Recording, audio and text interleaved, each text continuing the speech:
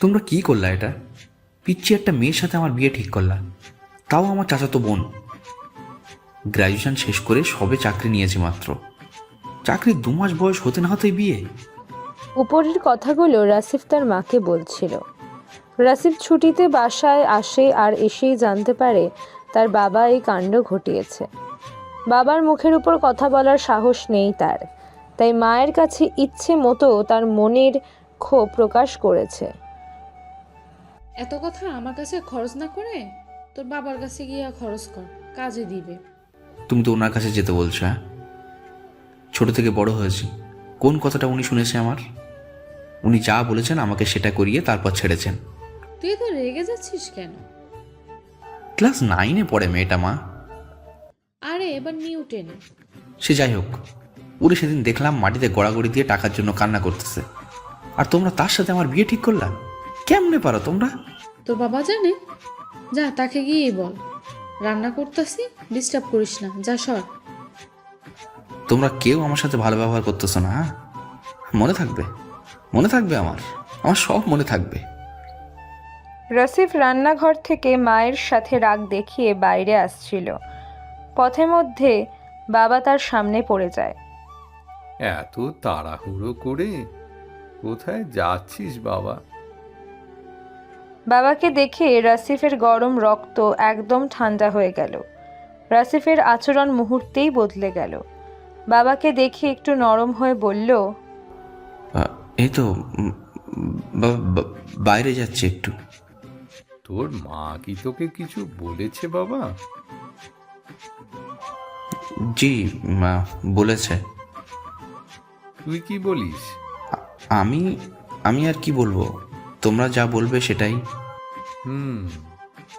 বাইরে কত দূর যাবি? এই টিক্কার দোকান পর্যন্ত। ঠিক আছে, তাড়াতাড়ি ফিরবি। তোর মায়ের রান্না মনে হয় শেষের দিকে। 22। ঠিক আছে বাবা, আমি তাড়াতাড়ি ফিরবো। রাসিফের বাবা চলে আসে রান্নাঘরে। এসে দেখে তার বউ মিটিমিটি হাসছে আর রান্না করছে। কি ব্যাপার, মুখে মিটি মিটি হাসি লেগে আছে দেখছি বাবা। আর বলেন না, আপনার ছেলে তো আমাকে রাগ দেখিয়ে গেল। কেন? হবু বউয়ের বয়স কম, তাই। ও আসুক বাড়িতে। না না, রাগারাগির মতন তেমন কিছু হয়নি, ও রাজিই আছে। তুমি যে বললে। ও কিছু না, তরকারিটা দেখো তো ঠিক আছে কিনা। দাও এক চামচে তুলে। এদিকে রাসিফ সেই টিক্কা খানের দোকানে তার বন্ধুদের সাথে দেখা করতে গেছে। অনেক দিন পর শহর থেকে আসছে, সবার সাথে দেখা করার জন্য মন কেমন কেমন যেন করছে তার। কিন্তু দোকানে গিয়ে সে হুতাশ হয়। সে টিক্কার কাছ থেকে জানতে পারে আগের মতো তাদের বন্ধু আর কেউ আসে না। কেউ কেউ কাজের জন্য গ্রাম ছেড়েছে, আবার কেউ নিজ গ্রামেই কাজে অনেক ব্যস্ত। তো টিক্কা, তোর কি অবস্থা? হ্যাঁ ভাই, আল্লাহ ভালোই চালাইতেছে। ভাই আপনার কি অবস্থা? ভালোই চলছিল রে, বাড়িতে আসার পর যন্ত্রণায় পড়েছে। থাক তাহলে, পরে আসবানি। ঠিক আছে ভাইয়া। আর ওরা কেউ আসলে আমার কথা বলিস। জি ভাইয়া, বলবনি। রাসিফ বাসায় চলে এলো। দুপুরের খাওয়াটা সেরে আবার তার মায়ের সাথে একাকী আলাপ শুরু। ও মা, কি? এটা কোনোভাবে একটা আটকিয়ে দাও না। এক কথা বারবার বলিস কেন? মানা করার পরও। ছোট মেয়ে ও। এই এই, তুই দেখছিস ওকে? দেখার পরে বলিস। কত বড় আর কত সুন্দর হয়েছে মেয়েটা। এখানে আসার পর লজ্জায় আমি চাচির বাড়ির দিকে যাই নাই। সন্ধ্যা এমনিতেই যেতে হবে, রাতে দাওয়াত আছে।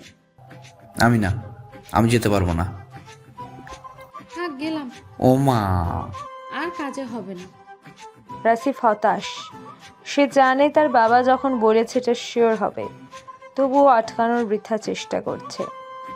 দেখতে দেখতে সন্ধে হলো। রাসিফের বাবা রাসিফকে নিয়ে চাচার বাড়িতে হাজির। এই বাড়িতে রাসিফ আগে কতই না আসা যাওয়া করেছে, এখন পুরো বাড়িটাই তার কাছে অচেনা লাগছে। বাড়ির লোকজনের ব্যবহারে অনেক পরিবর্তন। অতিথি পরায়ণতা ভাব একটু বেশি দেখাচ্ছে। রাসিফ তার লজ্জার বাঁধ ভেঙে চাচা চাচির সাথে দেখা করলো, তারপর তার দাদির সাথে দেখা করলো। তার দাদি আগে থেকেই এই বাড়িতে থাকেন। দাদির পাশে বসে রাসিফ বলল, তোমাকে আর কি বলবো, তুমি তো এই পক্ষের লোক। কি হয়েছে দাদু ভাই? কিছু না। ঠিক সেই সময় দাদি, ও দাদি, মা তোমাকে ডাকছে। ছাগলের একটা বাচ্চা এখনো পাওয়া যাচ্ছে না। রাসিফ খেয়াল করলো মেয়েটার দিকে আর দেখলো এই সেই মেয়ে, নাম ইয়াশা। খুব চঞ্চল, কিন্তু সেটা বাড়ির মধ্যেই, বাইরে গেলে একদম চুপ।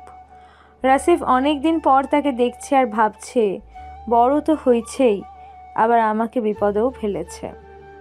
দাদু ভাই, তুই ঘরে গিয়ে বস, আমি আসছি তোর সাথে গল্প করতে। এবার ইয়াশা খেয়াল করলো যার সাথে তার বিয়ে নিয়ে আলোচনা হচ্ছে, মানে তার রাসিফ ভাই তার দিকে তাকিয়ে আছে। চোখে চোখ পড়তে এক দৌড়ে ইয়াশা পালিয়ে গেল। হায় রে কপাল, বছর খানেক আগে এই বাড়িতে আসছিলাম।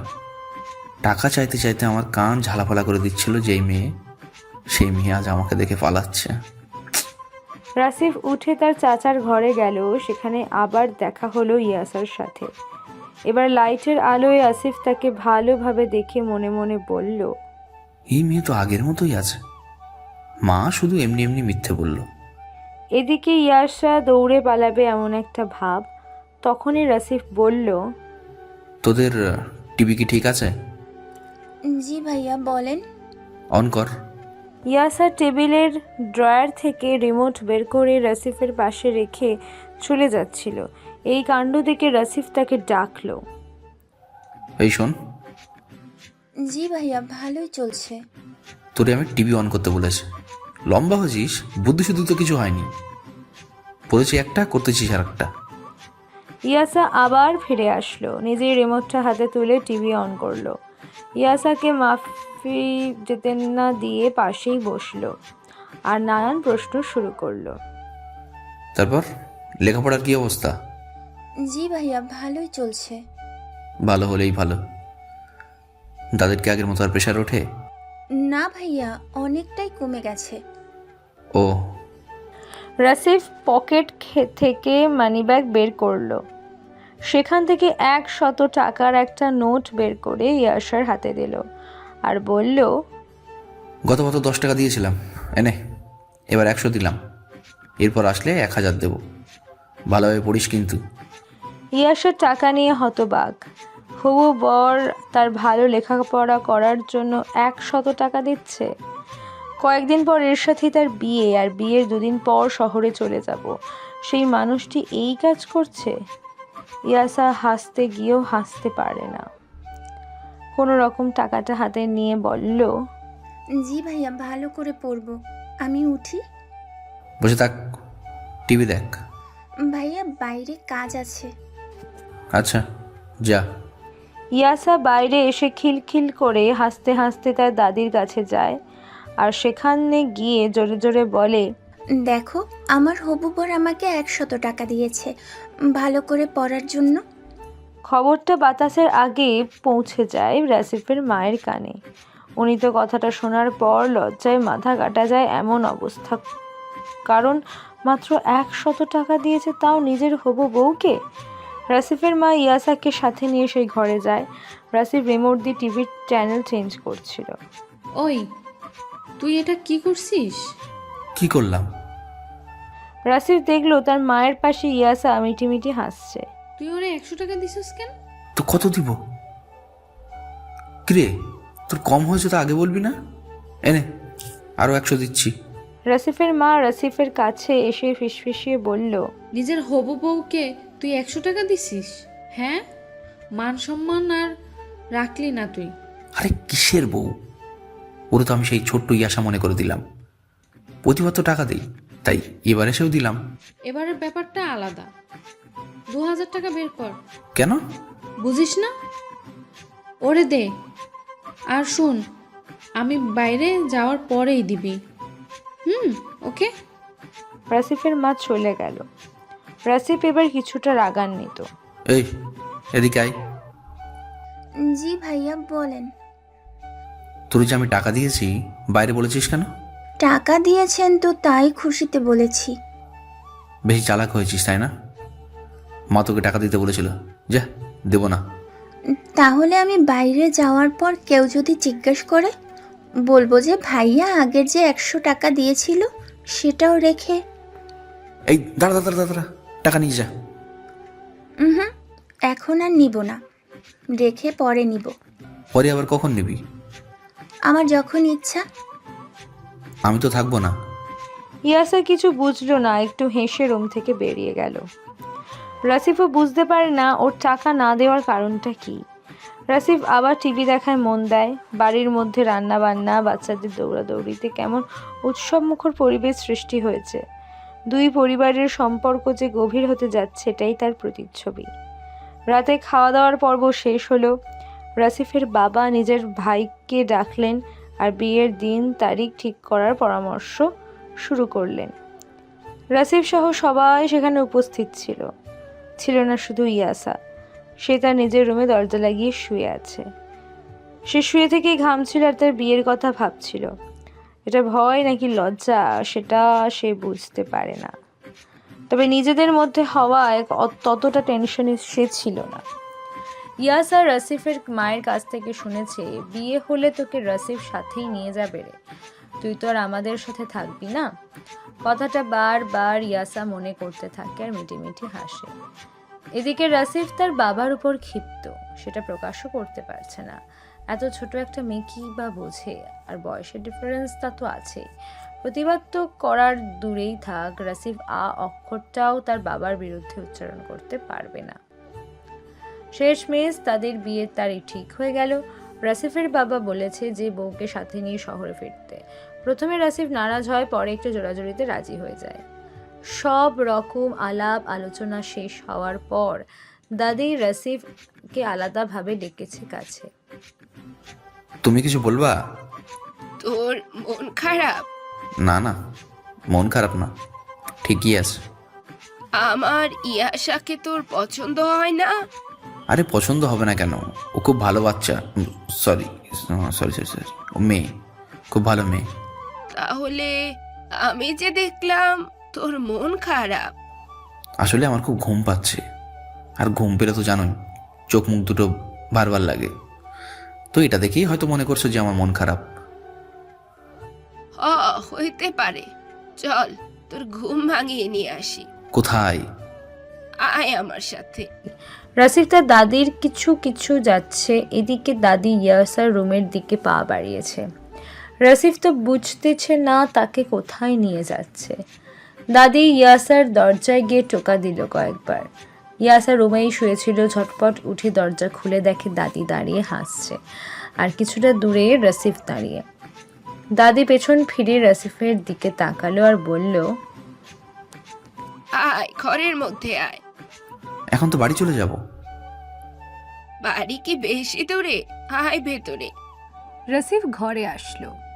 ইয়াসা দাদির পাশে দাঁড়ানো। রাসিফ রুমে ঢুকেই বেশ লজ্জা পাচ্ছিল। হঠাৎ তার মনে হলো, কিছুক্ষণ আগেই তো ওকে দেখে এত লজ্জা পাচ্ছিলাম না, এখন উদয় হলো কোথা থেকে? রাসিফ বিছানায় গিয়ে বসলো। কি দাদু ভাই, ঘুম ভেঙেছে? হ্যাঁ খুব ভেঙেছে, এখন তো আর কোনো ঘুমই নেই আমার চোখে। এই যে আমার পাশে দাঁড়িয়ে তোর ঘুম ভাঙানোর ওষুধ। ইয়াসা কথাটা শুনে লজ্জা পায় আর দাদির পিঠে চিমটি কাটে। দাদিও বুঝতে পারে সে বেশি বেশি বলে ফেলেছে। দাদি আর দাঁড়িয়ে না থেকে বিছানায় গিয়ে বসলো। এখন দুই হবু বর আর বউ দুই পাশে, মাঝখানে দাদি। নে তোরা কথা বল, আমি শুনি। কি কথা বলবো? আর দাদি তুমি থাকো, আমি যাই এখন। এত পালাই পালাই খেলা তো যাবে না, ওই দিন শেষ। এখন অনেক কিছু না চাইলেও সহ্য করতে হবে ভাই। এই আশা, তুই কিছু বল। ইয়াসা ফিসফিস করে বলে, আরে আমি কি বলবো, ওনাকে যেতে দাও। আচ্ছা, আমি তোদের মতামত শুনি। এই আশা, তুই বল তো, রাসিফকে তোর পছন্দ হয়েছে? ইয়াসা মুখের উপর কিভাবে বলবে, লজ্জায় চোখ মুখ লাল হয়ে গেছে। দাদি তো সেটা বুঝতেছে না। কি রে বল। হুম, কি? পছন্দ হয়েছে। আর তোর? হ্যাঁ, হয়েছে। কি রে, অন্যদিকে তাকিয়ে কি বললি? ওকে ভালো করে দেখে তারপর বল। দাদি রসিফকে ধীরে ধীরে ঝামেলার মহাসমুদ্রে ফেলে দিয়েছে। এখান থেকে বাঁচার একটা উপায় দাদি যা যা বলে সেসব শুনে ঝটপট চলে যাওয়া। এদিকে নিজের হবু বউয়ের দিকে তাকাতেও পারছে না। কোনো রকমে কষ্ট করে চোখটা ইয়াসার দিকে করলো। আর রাসিফ তখন যা দেখতে পেল, একটা পরী তার দিকে তাকিয়ে মিটমিটিয়ে হাসছে। পরীর চোখ বলে দিচ্ছে সে কতটা খুশি। হয়তো রাসিফকে সে এতক্ষণে ভালোবেসেই ফেলেছে। আর সেটা মুহূর্তেই রাসিফ ভাবনা থেকে বেরিয়ে এসে বলল, পছন্দ হয়েছে, এবার আমি যাই দাদি। পছন্দ হবে না কেন? দেখতে হবে না নাতনিটা কার। তাহলে আমি কার? দুটাই আমার। এই আশা, জি ভাইয়া। দেখ তো আব্বা মা বের হয়েছে কিনা। আচ্ছা ভাইয়া, দেখছি।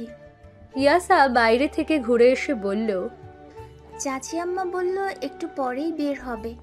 ও, এই তোরা একটু বস, আমি এখনই আসছি, কেউ চলে যাস না কিন্তু। দাদি চালাকি করে বাইরে চলে গেল যাতে ওরা একটু কথা বলতে পারে। এদিকে রুমের মধ্যে দুজনেই চুপ। রাসিফ ঘরের কোনায় কোনায় দৃষ্টি দিচ্ছে, মাঝে মাঝে ইয়াসার চোখেও চোখ পড়ছে। না, এভাবে আর কত সময় থাকা যায়। রাসিফ তার শরম ভেঙে বলল, কিছু কিছু বলবি তুই? হুম, বল। আপনি ওখানে থাকেন কোথায়? ওখানে মানে? শহরে? আবার কোথায়? একটা বিল্ডিংয়ের ফ্ল্যাটে। আপনি একাই থাকেন? একাই তো। অফিস থেকে কত দূর? কাছে। সময় বাসায় আসতে পারবেন? মানে আমি ওসবে কেন বাসায় আসবো? আমি যে বাসায় একা থাকবো, যখন ভয় লাগবে আপনাকে কল করে বাসায় আসতে বলবো। ফোন করলে আপনি আসবেন তো? ঠিক আছে, তখন দেখা যাবে। আর কিছু বলবি? কিন্তু এখন না। না বল, আমি শুনেই যাব। দাদি না বলে গেল আমরা যেন এখান থেকে আগেই না যাই, সে আসবে তারপর যাওয়া। বুড়িটা দিন দিন বুড়ি হচ্ছে আর মাথার মধ্যে শয়তানি বুদ্ধিগুলো ঘোরাছড়ি করছে। অমন করবই। আচ্ছা, আপনি কাজ শেষ করে কখন বাসায় ফেরেন? রাতে। কত রাতে? এই তো 8টা বা 9টা। আমার এত সময় বাসায় একা থাকতে হবে? হ্যাঁ। আমার খুব ভয় করবে। তাহলে বাবা মাকে জানাতে হবে যে তুই যেতে চাচ্ছিস না। না না, যাওয়া তো আমি যাবই, শুধু আপনি তাড়াতাড়ি ফিরবেন তাহলেই হবে। এসব কথা রাখতো, অন্য কিছু বললে বল। আর একটা কথা বলবো। আপনি বড়, বলাটা ঠিক হবে না, কিন্তু আবার ঠিকও হবে। কি কথা? রাগ করবেন না তো? রাগ করবো না, বল। মানে একটা পাত্রী হিসাবেই বলছি। আপনি কি কোনো মেয়েকে ভালোবাসেন, বা কারোর সাথে আপনার রিলেশন ছিল বা আছে? এবার রাসিফ পুরাই থ। রাসিফ ভাবছে মেয়েটা অতি মাত্রায় চালাক হয়ে গেছে। এর মুখ থেকে এরকম প্রশ্ন আসিফ আশা করেনি। রাসিফ কিভাবে উত্তর দিবে ভাবছে। উত্তর না দিলে ভাববে কিছু একটা ছিল কারোর সাথে।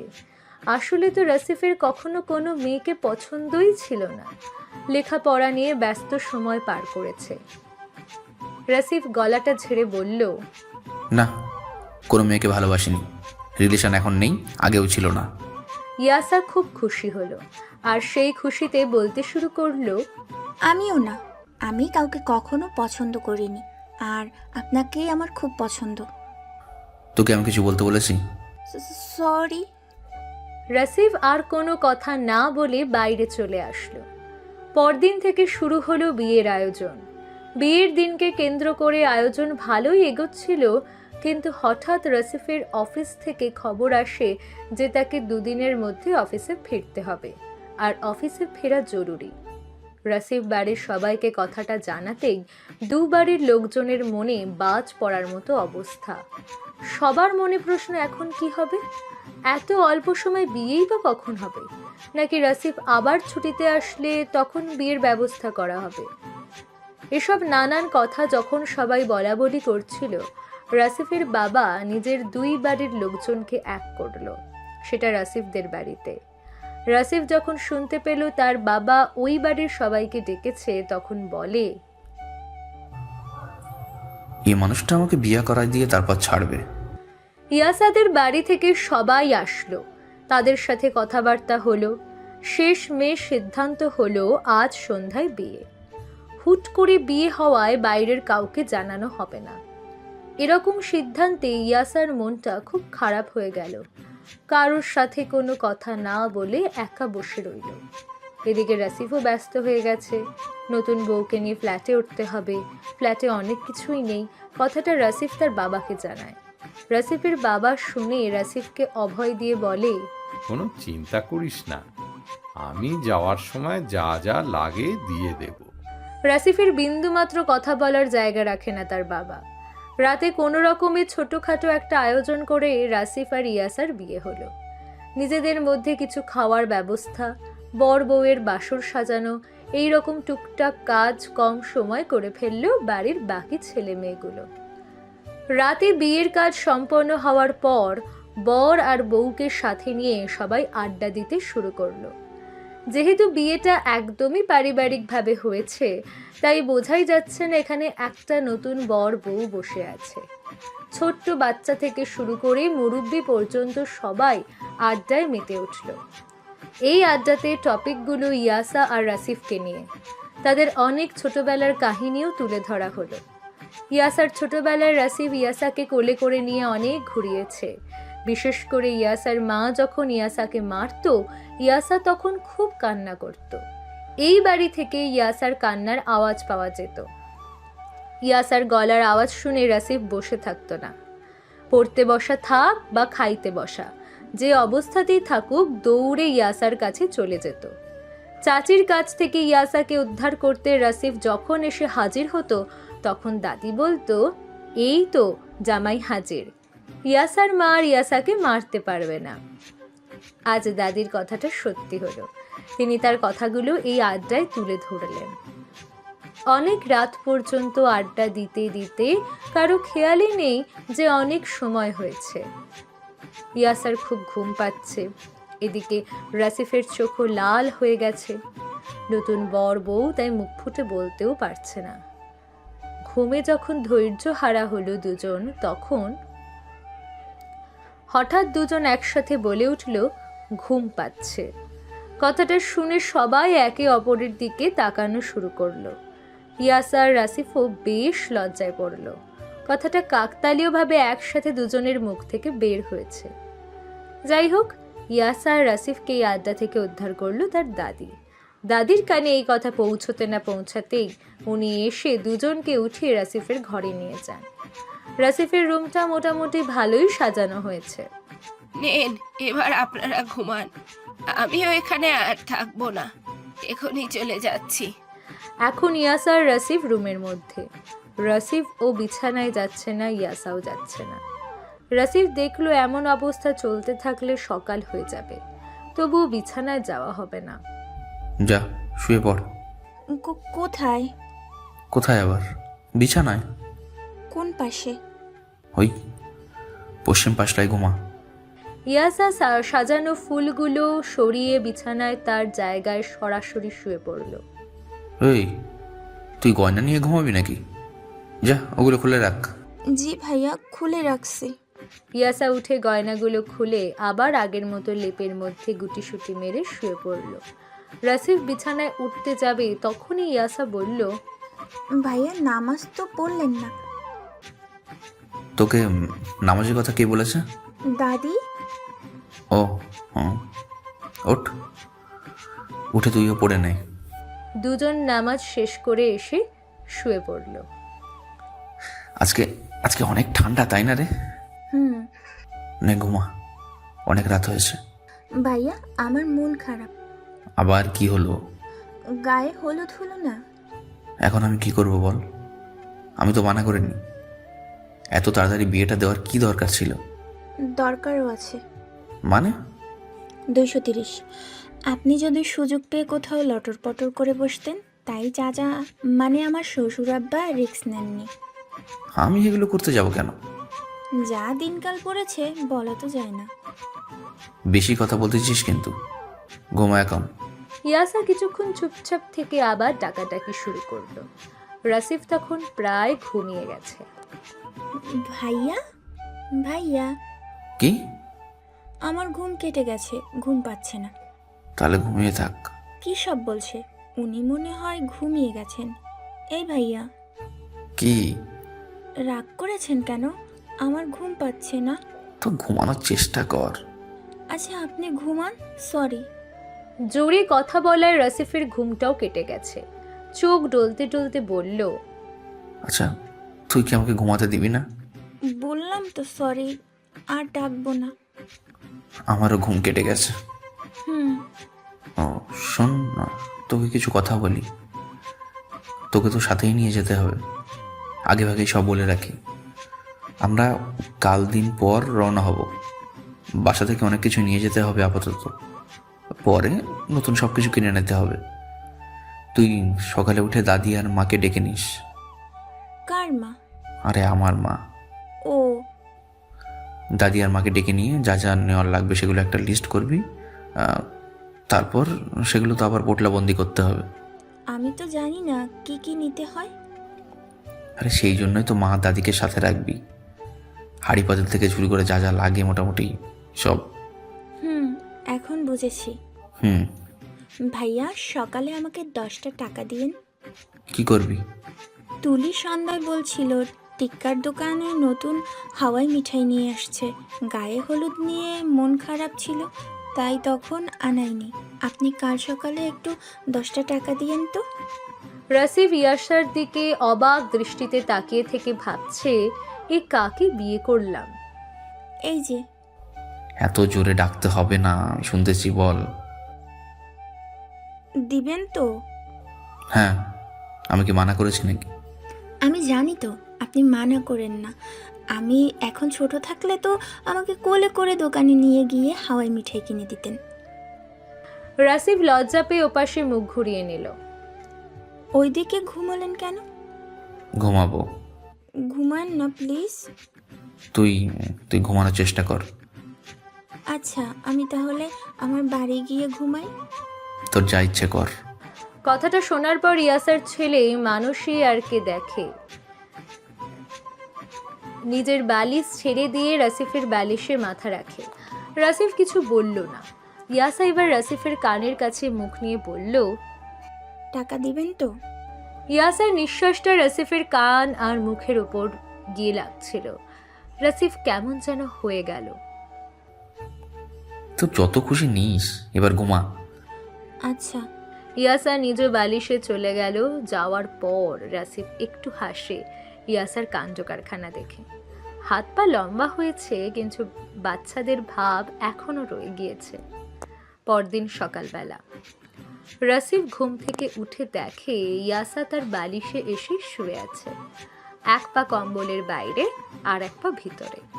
চুলগুলো এলোমেলো হয়ে আছে, মুখটা কেমন যেন খুব শুষ্ক লাগছিল। হঠাৎ রাসিফের চোখ আটকে গেল ইয়াসার ঠোঁটের দিকে। শীতে ঠোঁটটাও চিরচিরে ভাব ধরেছে। রাসিফ ভাবে জেগে থাকলে হয়তো ঠোঁটটা ভিজিয়ে রাখত। রাসিফ এবার গভীর ভাবনায় পড়ে গেল। হারামিটা এর মুখ দিয়ে কত কথা বলে, আবার আবদারগুলো দেখো।